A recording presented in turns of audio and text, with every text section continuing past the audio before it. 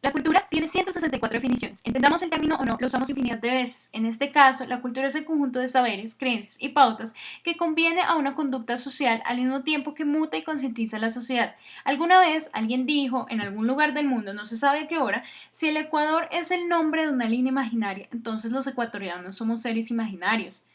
Al igual que este paisano, quien pensó, no sé si a ciencia cierta, si vivo en la imaginación de algo o alguien o me lo estoy imaginando. Puede generar risas, pero piénsalo muy bien y respóndete.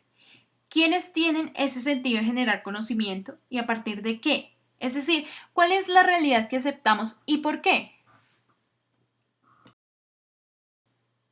Empecemos porque el conocimiento es capturado por esta definición, el patrimonio cultural inmaterial, que según la UNESCO son los conocimientos y técnicas que se transmiten de generación en generación, que integran un valor social y económico de la transferencia del conocimiento y la poseen tanto grupos sociales minoritarios como mayoritarios, es decir, es de la misma importancia para los países en vías de desarrollo que para los países desarrollados y se generó tanto en el pasado acuñándose como en el ahora en nuestra sociedad y que la UNESCO dice, dos puntos, no se limita a monumentos y colecciones de objetos, sino que comprende también tradiciones o expresiones vivas, heredadas de nuestros antepasados y transmitidas a nuestros descendientes, como tradiciones orales, artes del espectáculo, usos sociales, rituales, actos festivos, conocimientos y prácticas relativos a la naturaleza y el universo, y saberes y técnicas y tecnología, etc. que tomó valor ante la unificación del pensamiento que impone la globalización. La tecnología en la sociedad ha existido desde la creación misma, pues esta se define por algunos como André Leroy, Gorham, Pierre Levy, como la poética de la información. Pero un momento, ¿no que la globalización me permite adquirir saberes más rápido y en muchos lugares? Pues el uso de la aplicación de la tecnología implica revalorar la veracidad de la información dentro de una simulación en estado de hibridación y o mutación de las dinámicas social, cultural, dentro de una mega red heterogénea y su influencia en la biopolítica o ejercicio del poder en la población o individuo. ¿Qué? Es decir, ya que esta información que se ofrece es producida no precisamente bajo la diversidad de pensamiento, sino por focos de información que al tener acceso a mayor conocimiento se convierten en productores de conocimiento y la gran mayoría de la población se convierte en tan solo consumidor de este conocimiento y es entonces donde la población consumidora tan solo genera su realidad a partir de ello.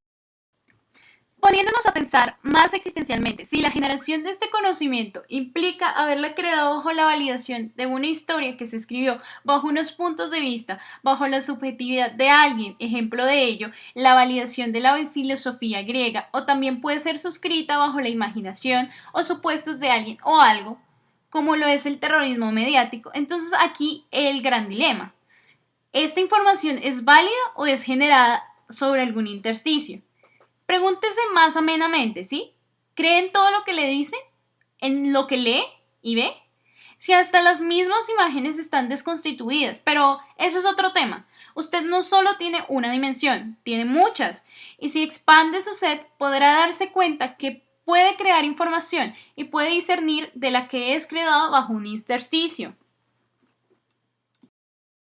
Según Parente, los centros de red son los espacios donde la intensidad heterotópica y maximizada puede ser capitalizada como tantas acciones potenciales sobre el mundo. Las tecnologías de la información o comunicación van más allá de la experiencia cognitiva, por lo tanto pueden ser nombradas tecnologías de inteligencia.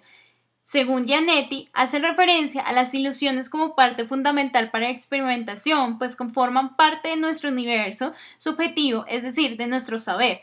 Entonces, la realidad es también inherente a la experiencia, pues es una forma de explicar la misma.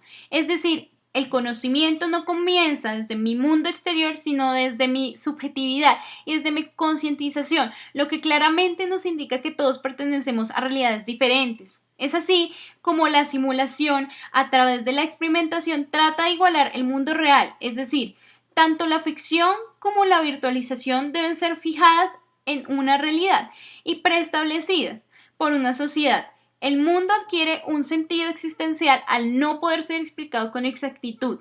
De la misma forma, la simulación aprovecha esta brecha y se caracteriza como parte de la verdad subjetiva.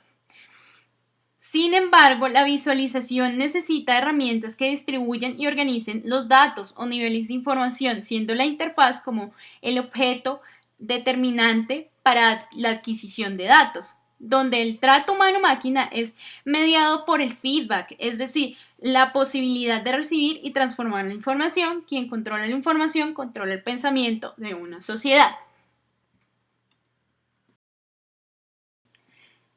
Es así como los orígenes y el carácter de la categoría que aún dominan el pensamiento de los pueblos originados en la violencia de la dominación colonial y por eso con problemas de identidad. En tales cuestiones parecen reincidir aún las claves de América Latina, lo cual José Carlos Mariátegui, el pensador peruano, lo explica en su teoría. Este mismo dice, desconoce su pasado y está en búsqueda de un futuro incierto. Debido a que la imposición del sistema educativo unificado ilustrista se basa en la aplicación de ciencias exactas, lineales u objetivas que desarrollan un pensamiento central periférico.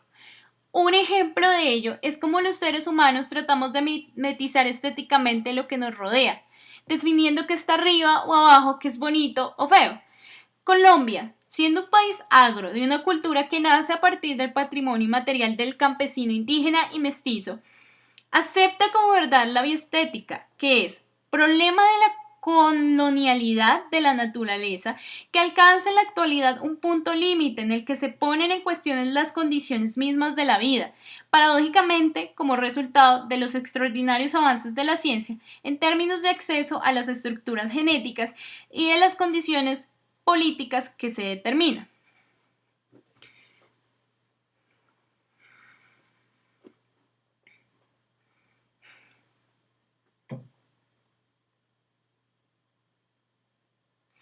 Y empieza a deslegitimar al campesino y a desconocerlo, y desconocer de dónde viene la comida, cómo se ve esta comida, sino que acepta a encontrar la veracidad en el estándar y hasta niega sus raíces y sus sucesos. Si el conocimiento se fragmenta, se genera ignorancia tecnológica. Es así como Latinoamérica en mayor parte no valida la diversidad de su información, sino que acepta la información de otras sociedades y acepta ser definida por agentes externos. Qué divertido que tu cultura esté descrita por alguien que no pertenece a ella, sea objeto de estudio y esté en un libro. Casi que vamos a aparecer en un museo, no, perdón, en un zoológico. Si una sociedad no genera conocimiento a través de redes alternativas del establecimiento del mismo, no podrá validarse y por lo tanto su patrimonio cultural y material desaparecerá, pues no encuentra cómo transmitirse y por lo tanto se fragmenta y se deslegitima.